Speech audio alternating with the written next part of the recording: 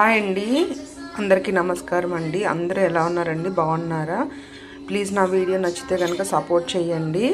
అలాగే మీకు మంచి రెసిపీ చూపిస్తాను. సమ్మర్ వస్తుంది కదా, ఎండాకాలము చాలా బాగుంటుంది అనమాట. బాదం మిల్క్ చేసి చూపిస్తాను. కొత్తగా ఉంటుంది అనమాట, చాలా టేస్టీగా ఉంటుంది. అలాగే సగ్గు బియ్యము, బాదం పప్పు నానబెట్టుకున్నాను.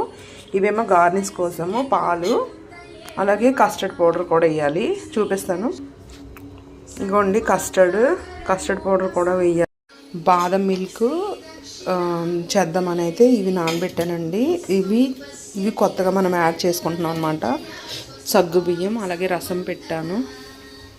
స్టవ్ అంతా క్లీన్ అయిపోయింది. నిన్న చికెన్ వండాను కదా, అది ఉన్నదనమాట.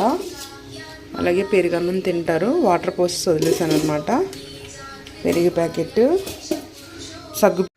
బాదం మిల్క్ కోసము ఫస్ట్ అయితే సగ్గుబియ్యం ఉడకపెట్టుకుంటున్నాను అనమాట. కొంచెం వాటర్ ఎక్కువ పోసి సగ్గుబియ్యం ఉడికించుకోవాలి.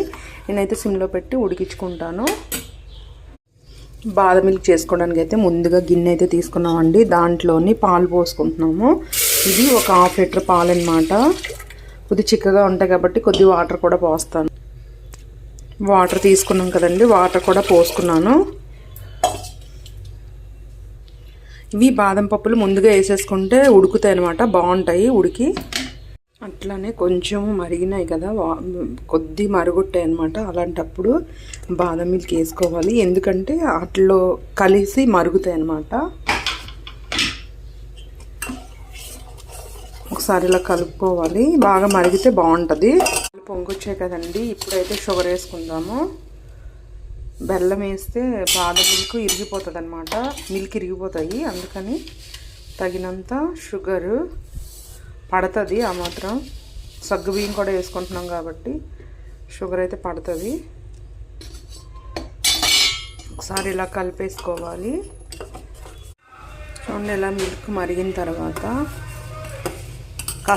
కలిపిన కస్టర్డ్ ఉంటుంది కదా, అది వేసేసుకోవాలి. 1 స్పూను.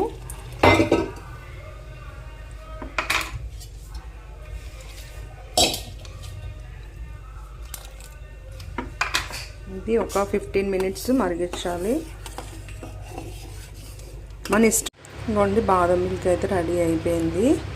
దీంట్లో కొంచెం ఫుడ్ కలర్ వేసాను లైట్గా, కొంచెం కలర్ రావడానికి. ఇది చల్లారిన తర్వాత తాగితే చాలా బాగుంటుంది. అలాగే మీరు కూడా ట్రై చేయండి నచ్చితే కనుక. డ్రై ఫ్రూట్స్ ఎక్కువ వేసుకుంటే చాలా బాగుంటుంది అన్నమాట. మిల్క్ మరిగేటప్పుడు వేయాలి డ్రై ఫ్రూట్స్, అప్పుడు అవి కూడా ఉడికి చాలా